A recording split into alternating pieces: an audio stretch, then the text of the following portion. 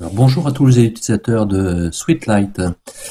Aujourd'hui, je vais vous montrer comment modifier un appareil dans les features. Donc, quand vous avez ouvert Sweetlight, vous allez arriver sur une de ces pages. Et ici, vous avez donc dans Editor, vous avez Features, Type et Générateur. Donc, pour nous, ce qui nous concerne, on va dans Feature. Donc là, tout d'abord, si vous avez une lyre à reprogrammer de façon différente, il faut entrer, ajouter un appareil qui ressemble à peu près à votre lyre. Donc pour l'exemple, on va prendre un contest par exemple, puisque c'est quelque chose que je connais un peu plus. Donc contest ici, on va aller dans ce qui est arrêté. On va prendre une lyre, par exemple la 575 en 16 bits. Une fois qu'on a sélectionné ici, on peut lui indiquer l'adresse que l'on veut lui donner, en sachant qu'il faut quand même connaître le nombre de canaux pour pas chevaucher d'autres éclairages, puisque dans mon tableau ici, on voit qu'on a d'autres appareils qui sont en circulation. Donc là, elle nous propose 200 par défaut, puisque le 200, c'est la première adresse après le dernier appareil ici. Donc on va la patcher. Voilà, on la retrouve ici. Et vous voyez dans le petit encart ici, elle se retrouve là. Si je la sélectionne, voilà, elle passe en bleu ici. Donc c'est bien cette lyre là. Donc pour modifier les canaux, on fait un double clic sur cette lyre et on arrive dans ce petit panneau. Donc ici, on a par exemple là, le timer, les couleurs, les gobos, etc., etc.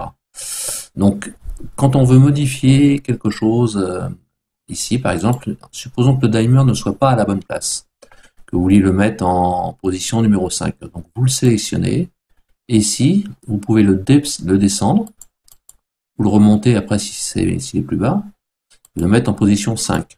Voilà, on a descendu, on voit que le timer se retrouve en position 5.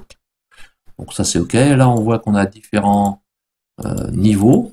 Donc de 0 à 14 il est fermé, de 15 à 255 il est ouvert. Après il sera ouvert à 255. Entre les deux, ce sera la lumière sera plus faible.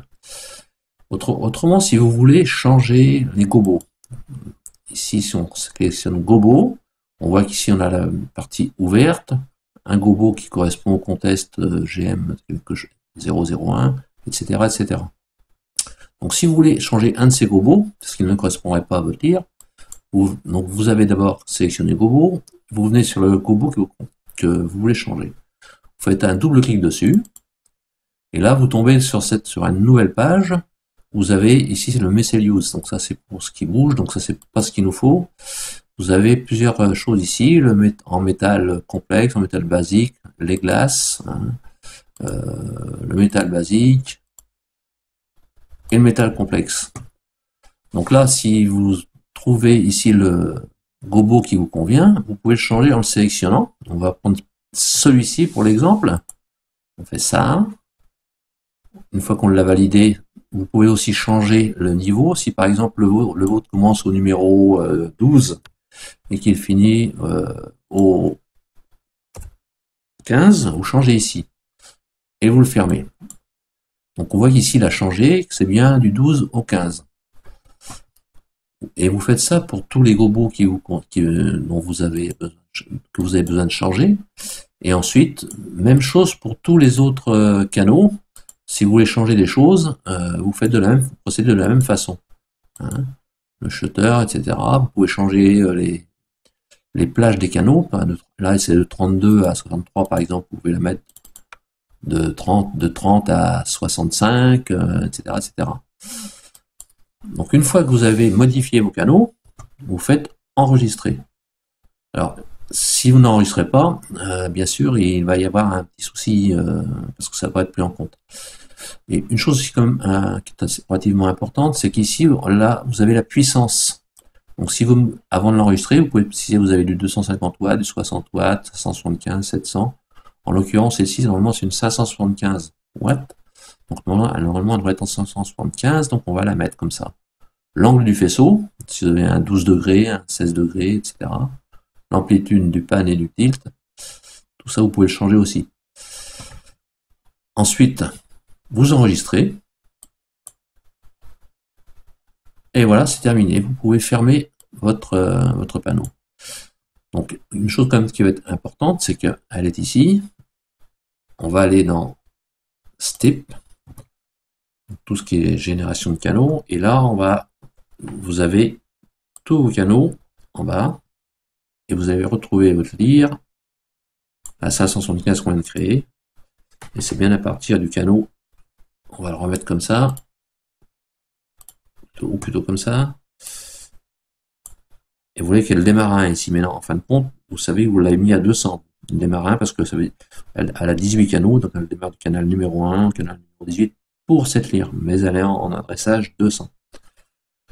Donc quand vous avez fait ça, vous pouvez aussi la positionner correctement dans votre vue 3D. Donc, pour ça, il faut ouvrir la vue 3D, dans Fenêtre, 3D. Ouais, il y a plusieurs appareils ici. Ici, vous avez la sélection pour le DMX ou pour le 3D. Donc, on va sélectionner le 3D pour pouvoir la visualiser ici. On va mettre le dimer qu'on a ici. Voilà. Et normalement, il faut aussi... J'ai perdu quelque chose, c'est ici. Le strobe. Voilà, le strobe, mais c'est pas le strobe en fin de compte, il faut mettre open. Voilà. Et vous voyez qu'elle est ici, on va votre lire. Donc là-dedans, on peut l'agrandir ici, bien sûr. Une fois que vous l'avez mise comme ça, vous pouvez agrandir l'écran et la positionner où vous voulez, c'est-à-dire en faisant les réglages des appareils. Clic. Vous sélectionnez dans la liste l'appareil qui vous intéresse et vous le pouvez en position, en rotation, à l'échelle et les couleurs. Donc en position, vous pouvez la mettre où vous voulez. Voilà. On va la mettre par exemple à 0. Voilà, 0. Ensuite, ici, il y a aussi la position en hauteur, à 2,50 m, à ce que vous voulez. Donc là, on va la mettre à 5 mètres. C'est une salle qui était haute là. Voilà, 5 mètres. Ensuite, une fois que vous avez fini de positionner, vous pouvez aussi utiliser la rotation, hein, suivant comment vous la mettez, si vous la mettez à plat ou pas. On va laisser comme ça, nous. Une fois que vous avez fait ça, vous pouvez fermer. On va réduire le panneau. Et ensuite, vous avez ici vos X et vos Y qui vous permettent de bouger. Donc le pan et le tilt. Et comme ça, vous avez rajouté votre appareil. Vous pouvez procéder de la même façon pour n'importe quel appareil. Si vous avez un par qui n'a pas les mêmes canaux, vous choisissez un par dans les features, vous l'ouvrez et vous modifiez vos canaux aussi en les bougeant d'un sens ou dans l'autre, en rajoutant un canal si vous avez besoin. Pour rajouter un canal, je n'ai pas parlé de ça, c'est vrai. Rajouter un canal, si par exemple ici il vous manque un canal, donc vous pouvez insérer un canal ou ajouter. Insérer c'est entre deux canaux, ou ajouter c'est après.